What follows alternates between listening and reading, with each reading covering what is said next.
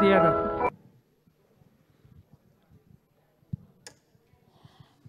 सम्माननीय सभामुख महोदय,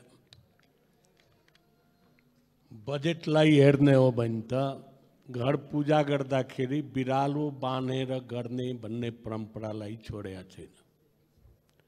त्योदेखि बाहेक केही पनि भएको छैन। परम्परागत कुरा बाहेक देशमा यत्रो ठुलो महामारी आइसक्यो, उद्योग धन्दा व्यापार सारा समाप्त भइसके, किसानहरू खाना बिना मरिराखेका रहेछन्, तर बजेट त्यही परम्परागत ढङ्गबाट छ। सभामुख महोदय, यो महामारीको प्रभाव केवल मानिसको जीवनमा बिरामीको रूपबाट मात्रै परेको छैन, उसको सम्पूर्ण कारोबार बन्द भएको छ। देशको आर्थिक अवस्था समाप्त भइसक्यो। यसको उत्थान कसरी गर्ने त यो बजेटले दिएको छ बाटो। आज साना व्यापारीहरू के आफ्नो पैसाले पसल गरेका छ, 2 लाखकै पसल होला भने आफ्नो पैसाले गरेका छ, त्यो पनि बैंकबाट ऋण लिएर गरेका छ। हामीले लकडाउन गरिदियौँ, घर भाडा जुन हो उसको पसल भाडा तो कसले तिर्ने, बैंकबाट ब्याज लिया छ भने कसले तिर्ने। अब जबरदस्ती मान्छेले आफैले पसल खोलिराखेको छ। तपाईँ खोल्नुहोस् नखोल्नुहोस्, खोल्छौँ हामी भनिराखेको रहेछ। सरकारसँग के छ जवाब यसको। मान्छेलाई कहीँ पनि ब्याज माफी गरेका छैन। त्यस्ता कमसे कम व्यापारीहरूको ब्याजमा सहुलियत दिनुपर्ने थियो। कहीं न कहीं बिजुलीमा सहुलियत दिनुपर्ने थियो। फर्दर उसलाई ऋण लिनुपर्ने व्यवस्था गर्नुपर्ने थियो। कहीं केही गरेका छैन। उद्योगको अवस्था त्यस्तै छ। उद्योग खोल्ने भनेको छ, किन खोल्छन् उद्योग? तपाईँ जति ट्याक्स माग्नुहोस्, लिनुहोस् न ट्याक्स, उसले उद्योग तपाईँलाई बुझाइदिन्छ। जुन उद्योगमा उत्पादन हुँदैन, जसले उत्पादन गर्न सक्दैन, उसले ट्याक्स कहाँबाट भर्छ त्यति पनि सरकारलाई थाहा छैन। दोस्रो समस्या के आइराखेको रहेछ भने भोलि उत्पादन होला, पसल खुल्ला, तर सामान कसले खरिद गर्ने, कसले सामान खरिद गर्छ? आर्थिक अवस्था आज यति जर्जर भइसकेको छ। किसानसँग पैसा छैन, उसले कसरी खरिद गर्छ, कसरी सञ्चालन गर्छ? बजारमा यति पैसाको अभाव छ कि त्यो पसल खोले भने खरिद गर्न को जान्छ? यो एक दिनमा समाप्त हुने होइन, एक दिनको समस्या होइन। यो लामो चल्ने हामीले देखिराखेका रहेछौँ भने राहत पैकेज सबभन्दा पहिले उद्योगलाई होस्, व्यापारलाई होस्, किसानलाई होस् दिनुपर्ने छ। कृषि मन्त्रीजी, सबैलाई खेतीबार गराउने, अब मजदुरी गराउने भन्ने बडा बहस गर्यो। मलाई बडा आश्चर्य लाग्छ। म त जब सुन्छु यो देशमा नेपाली कम्युनिस्ट पार्टीको सरकार छ। नेपाल कम्युनिस्ट पार्टीको सरकार त गरिबको सरकार हो। कम्युनिस्टहरू त त्यही भन्छन्। होइन, नाम परिवर्तन गरे त मलाई केही छैन। त के गरेछ गरिबको लागि? के छ त्यो गरिब किसानको लागि के दिनुभएछ? के राहत छ? त्यो किसानले आज बिउ पाइराखेका छैन, मल पाएको छैन। खेती गर्नुहोस् भनिदिए भने खेती हुन्छ। मजदुरहरूलाई खेतीमा लगाउनुहोस् भनिदिए हुन्छ। त्यो खेतीबाट उत्पादन कति हुन्छ? सरकारले आजसम्म गहुँको उत्पादन वो मोल तोकेर हुँदैन। कहाँ कहाँ पसल खोलेको छ सरकारले। किसान को गहुँ धान खरीद गर्ने कहाँ छ? कसले खरिद गर्छ, कति खरिद गर्छ? मोल तोकेर हुन्छ, खरिद गर्ने मान्छे हुँदैन भने व्यापारीले सस्तोमा खरिद गर्छ, महँगोमा उत्पादन गर्ने, सस्तोमा बेच्ने। अनि यो कम्युनिस्टको सरकार हुने सभामुख महोदय, तो गरीबलाई उकास्ने, गरीबको उत्थान गर्ने के व्यवस्था छ त्यो बताउनु पर्यो। म सभामुख महोदय उद्योगको कुरा भनेको थियो, रुग्नु उद्योगलाई पनि सञ्चालन गर्न सकिन्छ भन्ने कुरा भनेको थियो। म यो सम्मानित सदनमा पटक पटक प्रश्न उठाएको छु, वीरगंज चिनी कारखाना र कृषि औजार कारखाना किन चलेन, किन चलाइराखेका छैन, के छ असर, के छ कारण? मैले देखा हूं बिहार में सारा चीनी कारखाना बंद भइसकेका थिए, घरहरू समाप्त भइसकेका थिए। सहकारी को आधार में सारा चीनी कारखाना चलाइयो। आज हेर्ने हो भने ऊखू को खेती जो नगदे बाली हो किसान को सहकारी में चलिराखेको रहेछ। म पटक पटक भनेको छु सरकारले एक पैसा नदेओस्, तर कारखाना सहकारी को आधार में चलाऊं, अझ सर खोलौं। सभामुख महोदय, मंत्रालय किन राख्ने, के को लागि? आज निजी कारखानाहरू छ उखुको, मन लागे खरिद गर्छ, मन लागे भाव सरकारले तोकेको उले मान्दैन। यदि सरकारी कारखाना चीनी मिल 4वटा भएको भए उले हस्तक्षेप गर्छ, मूल्यमा हस्तक्षेप गर्छ। म किसानलाई यति तिर्छु, समयमा पैसा दिन्छु, बाध्य हुन्छ निजी कारखानाहरू त्यसलाई तिर्न लिन। तर हामी के गर्छौं भने ठूलो आन्दोलन किसानबाट गराउँछौं, त्यसपछि मन्त्रालयमा बसी बसी महीनों हामी मिटिङ गर्छौं अनि तोक्छौं। अब दिएन भने तिम्रो मिल बन्द गरिदिन्छु, आधी पैसा दिन्छ, आधी पैसा दिँदैन। यो पटक पटक यो गर्ने गराउने काम होइन। यस्ता मिल जो वीरगंज चीनी कारखाना र कृषि औजार देश का एकमात्र कारखाना हो, कृषि औजार कारखाना, त्यसलाई चलाउने बाधा के त? त्यसकारणले सरकारले यस्ता मिलहरू जुन पहिलेदेखि प्रॉफिट गरेर आइराखेका थियो, आज पनि प्रॉफिट हुन्छ। निजी कारखानाहरू प्रॉफिटमा चलिराखेका छन् भने सरकारी कारखाना नचल्ने अवस्था स्थिति आउँदैन। त्यसतर्फ सरकारले केही पनि सोचेको छैन र यो नसोचिकन देशमा समृद्धि ल्याउँछु, यो देशमा मजदुरहरूलाई काम दिन्छु भन्ने एउटा बकवास बाहेक अरू केही पनि होइन। सभामुख महोदय, आज धेरै मन्त्रालयहरू छन्, वन मन्त्रालय रहेछ। यो वन मन्त्रालयको काम के? यो वर्ष कति वन रोप्ने हो त? तो वन रोपेर के गर्ने हो त? अझ निजी वन लगाए भने मान्छेले काठ काट्न दिँदैन सरकार। निजी वन लगाए, निजी वन लगाइसकेपछि आफ्नो काठ आफै बेच्ने हो भने फेरि वन कार्यालयमा जानुपर्छ।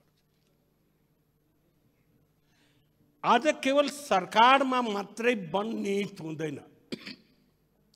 आज निजी व्यक्तिले आफ्नो जग्गामा लगाउँछ, आलीमा लगाउँछ, साँधमा लगाउँछ। यो सम्पूर्ण कुरा व्यवस्थित नगरिकन त्यसमा लगानी गर्नुपर्छ सरकारले। राम्रो त्यसको बोट बिरुवाहरू किसानलाई बाँड्नुपर्छ। यो सम्पूर्ण काम हेर्ने हो भने कहीँबाट पनि बजेटमा उल्लेख छैन। के भइदियो?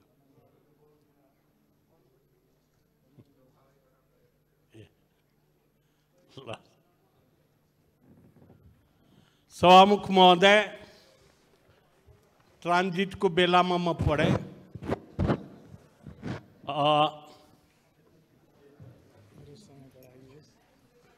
समयलाई म भन्दिनँ, ट्रान्जिटको बेला भन्दा सम्झाइदिया हो।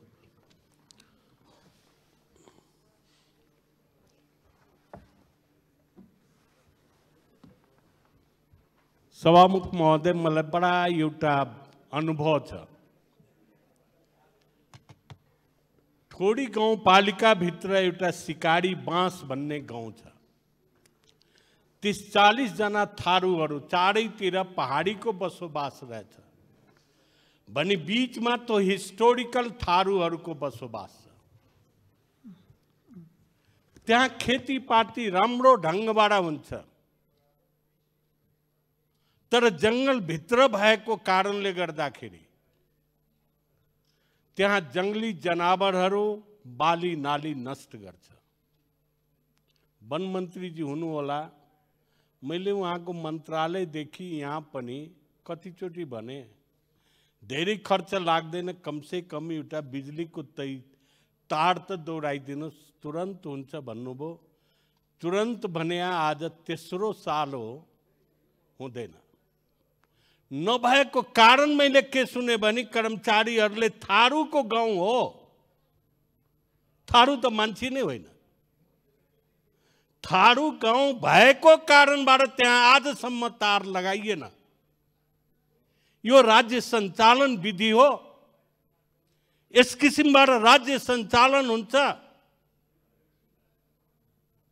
जाति हेरी हेरी, समुदाय हेरी हेरी, पार्टीका व्यक्तिहरू हेरी हेरीकन यदि राज्य सञ्चालन गर्ने हो भने कति दिन सञ्चालन होला, कसरी सञ्चालन होला? त्यसकारणले बजेट यदि हेर्ने हो भने, समग्र बजेट हेर्ने हो भने, मैले एउटा मन्त्रालय भने होइन, सारा मन्त्रालयको मैले पढ्दा खोज्दै हिँडेँ। पर्सा जिल्ला पनि यो देशमा छ कि छैन, सम्पूर्ण मन्त्रालयहरूको मैले पढेँ। रौतहट आइसकेपछि त एकैचोटि मकवानपुर जाँदो रहेछ, बिचमा अलिअलि बारा जिल्ला देखिन्छ, पर्सा जिल्ला देख्दै देख्दैन। यस किसिमको बजेटको तर्जुमा हुन्छ, कसले गर्छ? किन यस्तो भयो? प्रत्येक कुराको लागि मान्छेले सडकमै आउनु पर्छ, सडक बाडै माग्नु पर्छ, आन्दोलन नै 24 घण्टा गरिराख्नु पर्छ। त्यसकारण सभामुख महोदय, बजेट जुन किसिमबाट समानुपातिक हुनुपर्ने हो, सबै ठाउँबाट हेर्नुपर्ने हो, त्यो हेरेका छैन। पर्यटन मन्त्रालयको काम पनि निराला छ, किनभने नयाँ मन्त्री भएपछि काम पनि नयाँ हुन्छ। पर्यटन मन्त्रालयमा मधेसमा पर्यटन स्थल छैन। के गर्नुभयो त पर्यटन स्थलमा? कहाँ लगानी गर्नुभयो? सिमरौनगढ सबभन्दा पुरानो जुन रहेछ, जहाँ की राजा हरिसिंह देव बस्थिए, आज उसको पनि दरबार छ, त्यसलाई उत्थान गर्न के गर्नुभएछ? त्यो गुठीले लिया छ, 150 बिघा जग्गा छ। त्यसमा ठुला चीनको वाल जस्तै त्यहाँ वाल थियो। त्यहाँ आज पनि मन्दिर छ, पोखरी छ, 52 बिघे झरोकर पोखरी। त्यहाँ देवी छ, कंकाली माई। मात्रै 2-4 करोड रुपियाँ खर्चा गर्ने हो भने हामीले 1 करोड भन्दा बढी टुरिस्ट भारतबाट हामी ल्याउन सक्छौँ। धार्मिक पर्यटन स्थल हो। मान्छेहरू आज पनि चर्चा गर्छ विराटनगरको कीचक बध। अहिले त महाभारत धेरै देखाउन लागेको छ भने हिन्दूहरूको नजर तो कीचक बद्धतिर जान्छ। त्यस्तो हिस्टोरिकल ठाउँलाई बनाउनु पर्दै कि पर्दैन? पर्यटन के को लागि आउँछ? पर्यटन केवल पहाड मात्रै हुँदैन, धार्मिक पर्यटन स्थल पनि हुन्छ, जसको महिमा धेरै हुन्छ, धेरै मान्छेहरूले कमाउन सक्छन्। पर्यटनको कारणले बाटोघाटो बढ्छ। आज पनि मोरङमा छ त्यो ठाउँ, किन आज लुप्त भइराखेको छ? मैले पटक पटक भने हूँ कि मधेसमा पनि धार्मिक पर्यटन स्थल छ, जानकी मन्दिर छ। अलिकति अहिले राजधानी भएको कारणबाट जानकी मन्दिरको नाम अब सुनिराखेको छ, भइराखेको छ। नभए सम्पूर्ण मधेसको मठ मन्दिरलाई बिल्कुल ओझलमा पारेको छ। त्यस किसिमबाट राज्यको सञ्चालन गर्ने हो भने हामीले रोजगारी केमा दिन्छौं, कसरी दिन्छौं त? रोजगार दिने केमा? रोजगारी दिने पर्यटन पनि हो, कृषि पनि हो, उद्योग पनि हो। र यो सब कुराको विकास नगर्ने हो भने, यसको विकासमा ध्यान नदिने हो भने यो किंचित हुँदैन। कृषि मन्त्री पशु पक्षी विकास मन्त्रालय पनि छ हामी कहाँ। पशु पंक्षी विकास। मान्य सदस्यज्यू, समय सिद्धिएको छ। खोइ बत्ती बाल्नु भएको छैन, देखिन। बत्ती बालिहाल्छ नि। ल, बालेपछि भन्नु छ। तपाईको बत्ती बलेपछि 1 मिनट समय पाइन्छ भन्ने मलाई थाहा छ। अब यो सिद्ध्याएर बत्ती बाल्ने हो भने मलाई त्यो विधि थाहा छैन। त्यसकारण 1 मिनट मेरो बाँकी छ, समयभन्दा बढी बोल्दिन। कृषि तथा पशु पंक्षी मन्त्रालय रहेछ।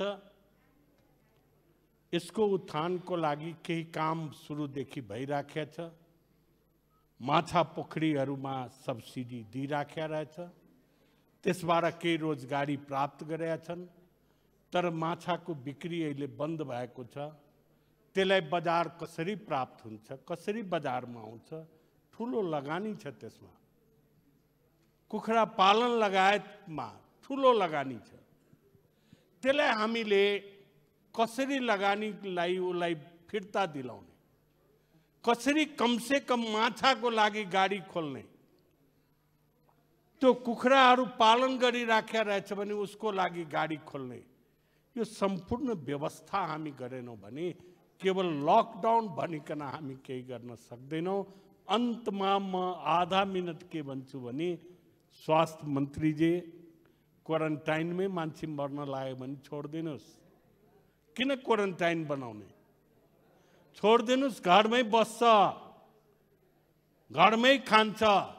खाना नपाएको ठाउँ, पानी नपाएको ठाउँ, त्यहाँ कुनै किसिमबाट केही व्यवस्था नभएको ठाउँमा मान्छेलाई पशु जस्तो नछाड्नुहोस्। बरु उसलाई सल्लाह दिनुहोस्। अस्ति दिएको 2टा मात्रै हो, त्यो भन्नुस्। घरैमा खान्छ, बस्छ, कसैसँग भेटघाट गर्दैन। मान्छेहरूको ठुलो उपकार हुन्छ। धन्यवाद।